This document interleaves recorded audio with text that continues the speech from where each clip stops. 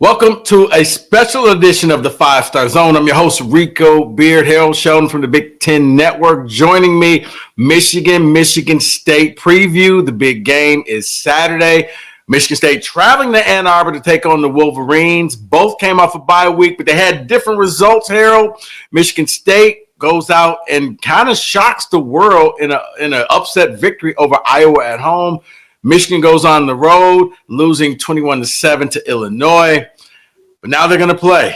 And as they say, you throw the records out, and it's the backyard brawl and all types of cliches. Harold, let's just jump into this game. What do you see happening? You know, what would be the keys to this game on Saturday? I think it's similar to what it was for both teams last week. Aiden Childs had time to throw. He was able to make plays when he had time. And Luke Altmaier, kind of similar, where, we talked about last week how, Illinois was the worst team in the Big Ten in terms of allowing sacks. He only got sacked once. He was able to keep plays alive. He ran for a touchdown, threw for a touchdown. And, Michigan couldn't make enough plays knowing that their offense was limited. So, they pretty much had to play perfect on defense, and they couldn't. So if they can't pressure Childs, I think he's got time to make some throws downfield. Will Johnson questionable for this game, so opportunity should be there in the air. Well, it's funny that you say that. How in the world did Illinois only get one sack? Because, going to this game, I'm listening to you like, man, it sounded like it was a revolving door. Did they do something differently, or was it just, did Illinois do something different, or was Michigan just not hitting home?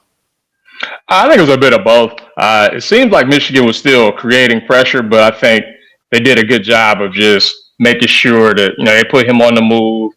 Ball got out quicker. It wasn't like okay, I'm going to look around, see if I can find somebody. It was, if it's not there, just get rid of it, throw short. It wasn't a lot of deep shots. And it seemed like they were content on playing a field position game, knowing that their defense would be able to limit Michigan. So I don't think they tried to take as many chances as they would have normally.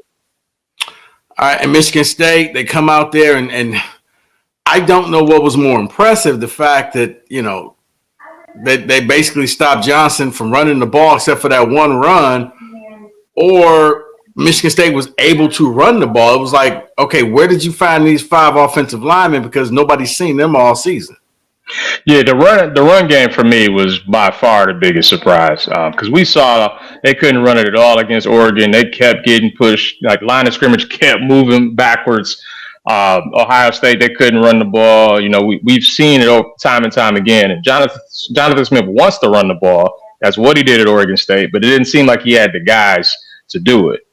Whatever they worked on in the bye week, it clearly worked because they were able to run it with not just, Lynch Adams. Carter got going. I saw they used both of the freshmen for a little bit. So Childs had a nice scramble where he made a dude miss, and he got 51 yards on the ground. So the fact that they were able to run for over 200 yards against a good Iowa defense that allowed one rushing touchdown all year, like that was really, really surprising.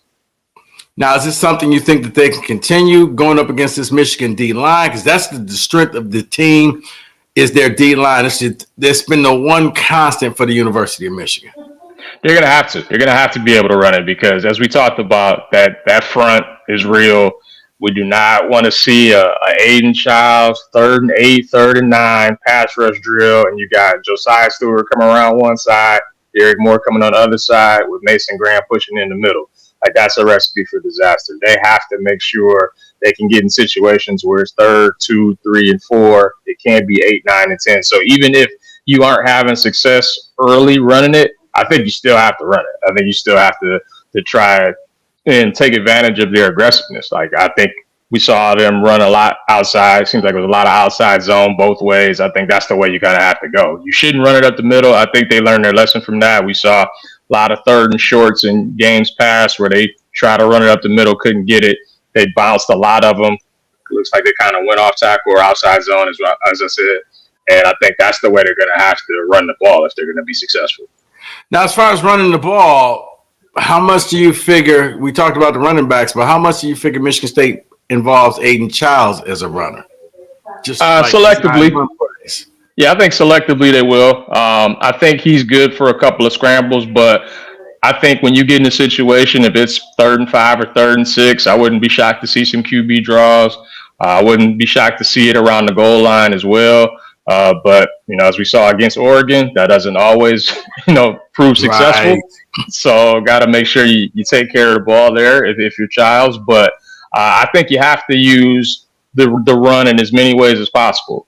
And I think it's an aggressive Michigan defense. We know they like to blitz. So misdirection stuff, if it's jet sweeps, if it's, Childs, doing a draw where it looked like he's going to go back to pass and then takes off, like just try to take advantage of that aggressive play that Michigan likes to bring and catch him flat-footed. I think they have to be selective when they do it, though. You don't want him taking too many hits. All right. I'm talking with Harold Sheldon from the Big Ten Network. Harold, you talk about Michigan being aggressive. Now, do you change that any if Will Johnson cannot play, the All-American cornerback for Michigan? I almost wonder if you have to be more aggressive, because if you don't got Nick Marsh on the other side. Right. And then that's going to be an issue for sure. And as we saw, even Montori Foster, like they both had 100 yards last week against Iowa. And so I think the big thing there is if he's not healthy, I don't know if you could just sit back and have, dink and dunk, because those receivers are better. If Childs has time to throw, then I think they should be able to move the ball very successfully. I think you have to rattle him. You have to, send a bunch of stuff his way, try to confuse him. I don't know if just sitting back is the key. Now, I guess you could try it early, and if you're only doing it with 4 and you're successful with 4 and you don't have to blitz, then so be it. But I think if you do that early on and you see it's not working, you might have to up that aggressiveness. Yeah, because I saw they blitzed 56% of the time when Illinois dropped back to pass. So just saying, Nick Marsh, is really emerging as a star. You really want to leave him one-on-one with some corner out there that's not named Will Johnson. And they love to take shots, as we see. Like, Childs has no problem throwing it downfield, 15, 20, 25 yards.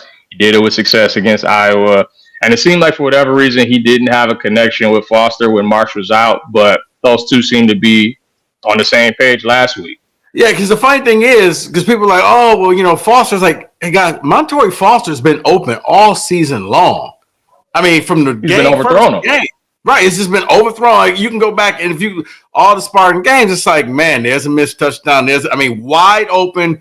I go back to the Boston College game, and somehow he got 10 yards behind the safety, and you overthrow him. And it was just like, okay, man, if you two ever get on the same page, it looks like they are. Let's flip this over now.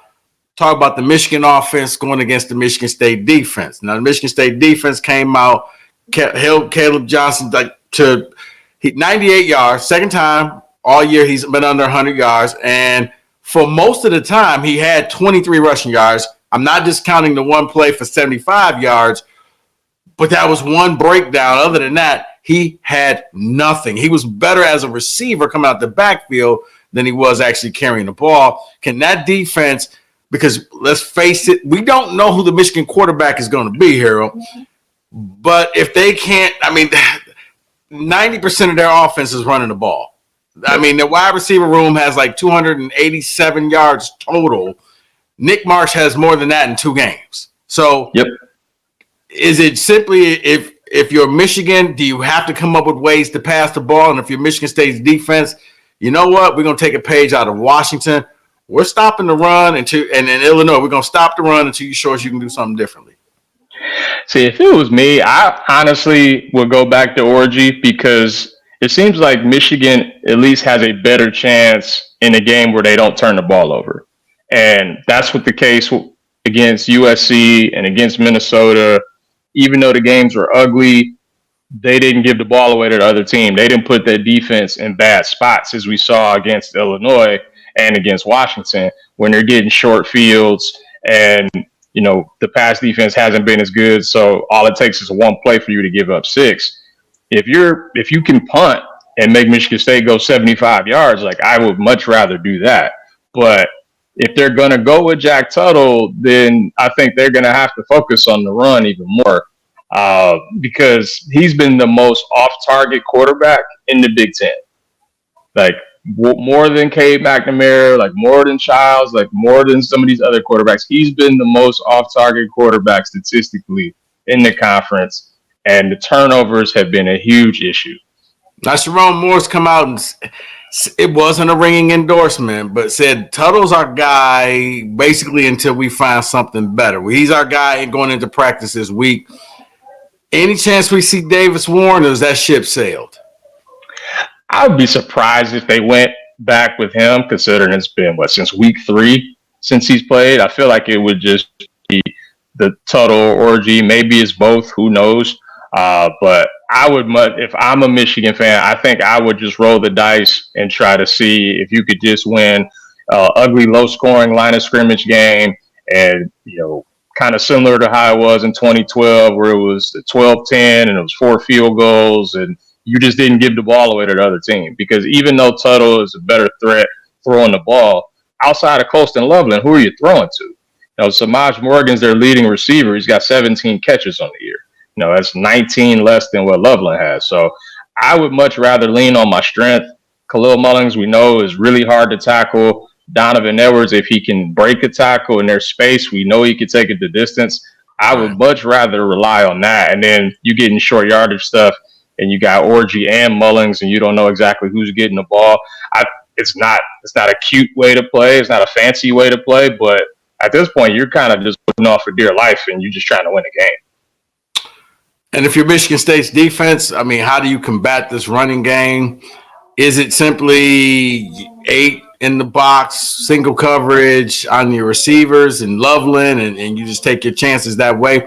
Because like I said, what they did to Iowa, to me, it just seemed like they said, Cade McNamara has to beat us. We don't think that he can.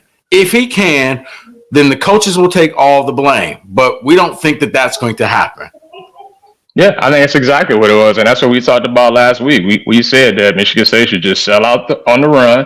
And if Cade beats you over the top, so be it. And they dug themselves a hole. Michigan State led by 12 at the half, and Iowa never had the ball with a chance to take the lead after that. Because anytime they would score, Michigan State would go back and score. And they just kept trading punches at that point, but Michigan State already had the lead. So if you got a chance to sell out again, get a lead, make Michigan play with their offhand, which they don't want to do, then I think that leaves you in really good shape.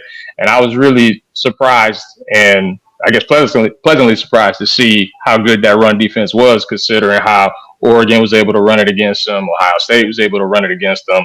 But again, those are dual threat teams. That's Dylan Gabriel with a bunch of receivers. That's Will Howard with a bunch of receivers.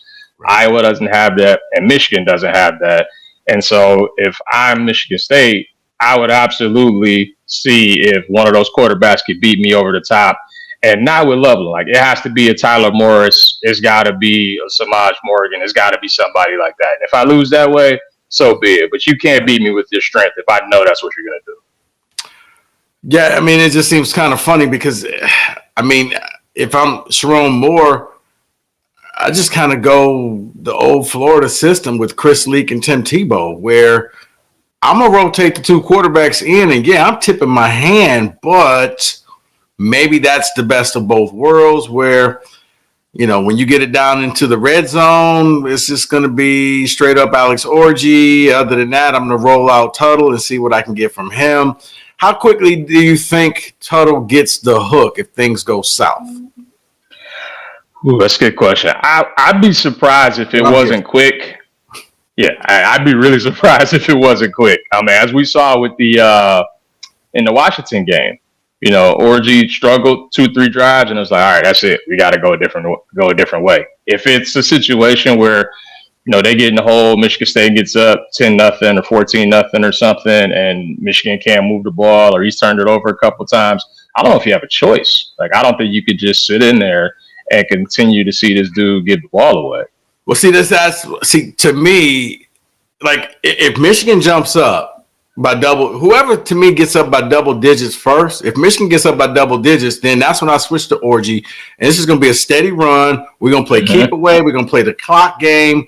And you won't be able to score on us unless you get a big play. I'm going to get onto that later. If Michigan State goes up double digits, then I guess at that point, you're forced to stick with Tuttle because if you put Orji in the game, you're one dimensional, and especially depending on how much time is left and how big that lead is, can you score 2-3 touchdowns to get back into the game if you're just methodically running the ball? USC was the perfect storm because it was less than a touchdown. So you didn't have to get out of what you really wanted to do. But if you're down by 17, you're going to have to throw that ball, and that's not Orji's forte. And then the reason why I said that, because I got some, you always have stats, but I got a stat for you. Unless you know, I got 2 stats, but one, Michigan. Let me make sure I get this right. Michigan's defense, they blitz a lot. The downside to that is Michigan has given up 76 plays of 10 yards or more this season. On the flip side, Michigan State has connected on 69 plays of 10 yards or more. That tells me it's feast or famine. You blitz, you better get home because if you miss, it's going to end up being a big play. Yep. And not only that, I mean, you can even go to the 20-yard plays. Like Michigan State's got 30 of those, and they're in the top half of the Big Ten in that. And, a lot of those are, because of Aiden Childs and his ability to scramble out of pressure, find a guy on the run. Yeah, if you don't get home, like there's going to be a lot of open space for him and for those receivers, as we've seen in the Maryland game, as we saw last week against Iowa. The receivers could certainly make plays. So, yeah, if they don't get home and get him on the ground and rattle him, then I think that defense could be in a lot of trouble because not only the big plays, but just the pass defense in general has really, really struggled. And that's something that we didn't see coming at all. Right. So, no will. And if you dial up the pressure, and you saw Brett Bielema complain to the refs and said, hey, they're grabbing, they're holding. And after that first non-call penalty, they got hit with a lot of PIs in that game, uncharacteristically seen that Michigan gets caught with. So also the other stat that I have for you, see, I knew you already knew that stat. Maybe you don't know this. This isn't a game that's great for first-time head coaches on either side. Michigan State has 2 first-time head coaches that's actually won this game. Michigan has none since Benny Oosterbaan. Yep. That was the last. You already knew. See, I tried. I swear to God, I had that one. You beat me to the punch. I was absolutely going to bring that up in the something has to give category. Like you said, Nick Saban, Mel Tucker, the only 2 first-time head coaches to beat Michigan. I think it was 2-18, I think is the record there. And then, 7 straight Michigan coaches lost their first game to Michigan State. So, the closest was Jim Harbaugh with trouble with the snap. Yep. So, okay. All right. Yeah, something's got to give. Now, you're all over it. And I'm just trying to impress you. That's all. So what do you think happens in this game? I think Michigan State wins late. Jonathan Kim is the hero once again. Just like 2012 game also on Big Ten Network. It was the last time that game was on Big Ten Network. Field goal wins it. I think Jonathan Kim walks it off late. So Jonathan Kim, because both teams have both kickers are really good. Yeah, see, I shockingly, I got MSU winning, but I do think that it's going to be a double-digit game. I think that if they can get ahead, I wonder. Michigan seems to be a house of cards. It's a lot going on, and you just wonder how much would the players still keep going and keep fighting and playing, how much pride would be on the line. And I think for Michigan State, I think their pride would just kind of swell. I got it as a 10-point game. I think they're going to win. I think they're going to win by 10 points. So no, it wouldn't shock me. It wouldn't I'll take either way. I'll be honest. Yeah, but looking at this, because Michigan's offense has been consistent, and every week we try to say, well, maybe this, maybe that. You came out the bye week, which was the biggest time that you'll get non-preseason, and the only thing that changed was you threw it deep on the first play. Other than that, man, it's like you just throwing stuff against the wall, hoping that something sticks. I'm not a big fan of rotating quarterbacks. I'm not. I've never been when it was Michigan State. I've never been with any team because it's not a recipe for success. But it may be the only thing that Michigan could do to really be successful because you would force Michigan State to change up their defense. But I don't know. I don't have a lot of faith in any of the quarterbacks. And Harold, as a quarterback, when you're constantly looking over your shoulder, wondering when am I going to get pulled, you do one of two things. Either you go into your shell and you're super conservative, or you're out there trying to be a cowboy and you're just throwing caution to the wind. Neither are a recipe for success. That's why I think the pressure breaks, and who's ever out there, whether it's Tuttle, whether it's Orgy, they try to do something that they're really not comfortable doing. And I think it's that mistake. Now, for Michigan State, don't get me wrong. Guys, forget about the hat that I'm wearing. If Aiden Childs comes out there and is just turning the ball over and fumbling, especially if Aiden Childs fumbles or throws an interception and sets Michigan up in their own in the red zone, you're not beating them. Michigan in the red zone, that's money in the bank. That's Khalil Mulling's time. That's touchdown Michigan. That's we're going for it on all four downs. We're not kicking a field goal because I don't think, especially early in this game, you're going to see a lot of field goals. I think you're going to see teams going for it because you want to be the one to get that edge. You turn the ball over. You give Michigan easy opportunities. They're going to absolutely take advantage of that. And then that's when you're going to see Aiden Childs play hero ball. And that's when he gets into trouble because he tries to do too much. Against Iowa, he settled down. He had one pick. He should have had two. But he then settled down, and you kind of saw that, in the Boston College game where he settled down in the fourth quarter. You saw that in the Maryland game. It took him time before he finally settles down. Crowd, if you let the Michigan crowd get into this, it's going to be at night. I don't know if he turns it over early, he's going to get shaken, and Michigan can absolutely win this game. It really boils down to me, who turns the ball over less and where the turnovers happen. Because if you give either team the short field, and let me say this too, if you're Michigan State, as good as Jonathan Kim is, and even Coach Smith mentioned this, Jonathan Smith, way too many field goals. Way too many. Way too many. Can't kick six. You can't. That's not a recipe for success. 7, he missed one. Right, he missed one, right. Kicking 7 field goals is a failure to me. It means that you're not getting the job done. You should only be kicking maybe 3, 4 at the most, but you left touchdowns on the field. Bellings kind of alligator armed one of those passes that Childs threw. You got to score. And for some reason, that's the bugaboo. It's like they're allergic to the red zone. If they score on a big play, it works. But if they get down to the red zone, it's just like, all right, well, how many plays before you go out there and either turn the ball over or you got to kick a field goal? Yeah, no, you're absolutely right on that. And I think the biggest thing for Michigan State, even in the last 2 games, like Childs has only turned it over 1 time each. And I feel like he's going to give it up. We've seen that against every FBS opponent. He didn't do it against Prairie View, even though he had a pick dropped in that one too. But every FBS game he's played, he's turned it over at least once. So I would be surprised if he didn't turn it over in this game. But each team has 15 turnovers.